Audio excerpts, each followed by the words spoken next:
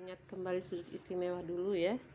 Ini sudut istimewa 0 derajat, 30, 45, 60, 90. Jadi untuk perbandingan trigonometri sudut istimewa, sin, cos dengan tangannya.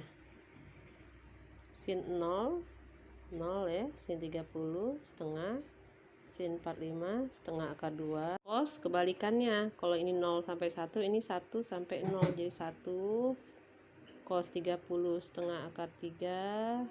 Ini sama, ini ke sini setengah, jadi cos 60 setengah, cos 90 0.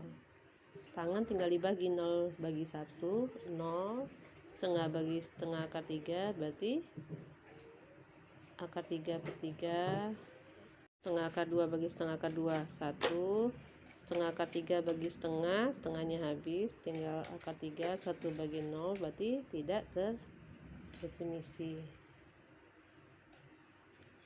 Jadi kalau misalnya ditanya berapakah sinus 30 derajat, jawabannya setengah ya, sinus 30 derajat itu setengah.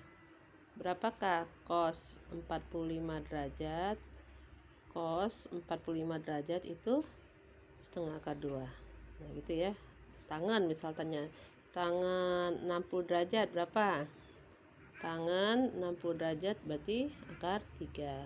Nah, akar 3. Nah sekarang kalau yang ditanya itu sudutnya lebih besar dari 90 derajat sampai 360 derajat ya, lebih dari ini, maka kita menggunakan sudut berelasi. Sudut berelasi itu ada 4 kuadran. Kuadran 1, kuadran 2, kuadran 3, dan kuadran 4. Nah, yang ini kuadran 1 ini dari 0 derajat sampai 90 derajat. Nah, itulah sudut istimewa tadi dari 0 sampai 90. Berarti ini disinilah alfanya. Kuadran 2 sampai 180 derajat. Kuadran 3 dari 180 sampai 270. Kuadran 4 dari 270 sampai 360 derajat. Nah, sekarang di kuadran 1 rumusnya alfa. Kuadran 2 kita pakai salah satu saja, rumusnya itu 180 derajat dikurang sesuatu, berarti dikurang alfa. Kuadran 3 kita pakai 180 derajat ditambah alfa. Terus yang terakhir kuadran 4 kita pakai 360 derajat dikurang alfa. Nah, ini lihatin rumusnya. Nah, apalagi yang harus diingat?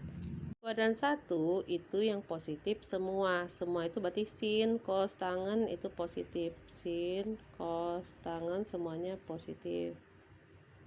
Tapi kalau di kuadran kedua hanya sin yang positif, berarti cos tangen negatif. Kuadran 3 hanya tangen yang positif, berarti sin dengan cos negatif. Di kuadran 4 hanya cos yang positif, berarti sin dengan tangen negatif. Ya, misal ada soal berapakah sinus 150 derajat.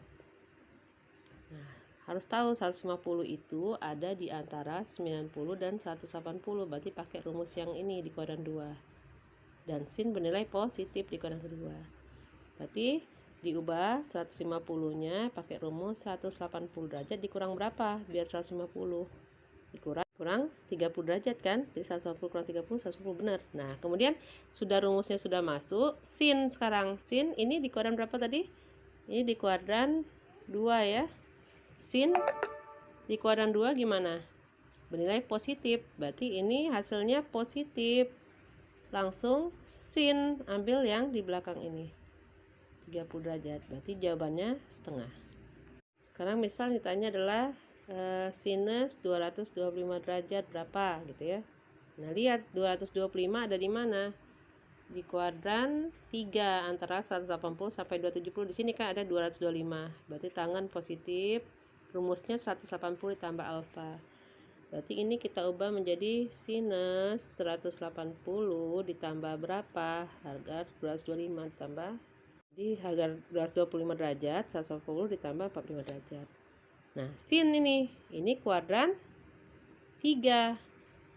Kuadran 3 sin bagaimana? Yang positif hanya tangan di kuadran 3, berarti sin bernilai negatif. Jadi jawabannya adalah min sin 45 derajat. Berarti min berapa? Sin 45, lihat ke tabel, sinus 45 derajat setengah akar 2. Jadi sin 225 derajat itu sama dengan min sin 45. Kenapa min? Karena kuadran 3. Sin 45 setengah akar 2. Jadi sin 225 derajat lah min setengah. Misal menggunakan rumus di kuadran keempat sekarang. Berarti sudutnya antara 270 sampai 360. Misal yang ditanya adalah kosinus 300 gitu ya. Nah, 300 kan antara 270 sampai 360. Berarti pakai rumusnya 360 dikurang alfa. Jadi ini adalah kosinus 360 derajat dikurang berapa? Biar 360 derajat dikurang 60 derajat. Nah, ini kan di kuadran berapa nih? Kuadran 4. Di kuadran 4 berarti cos bernilai positif, bukan negatif. Jadi ini bisa langsung tanpa tambahan tanda negatif ya. Kosinus ambil yang belakang 60 derajat. Berapa kosinus 60 derajat? Setengah.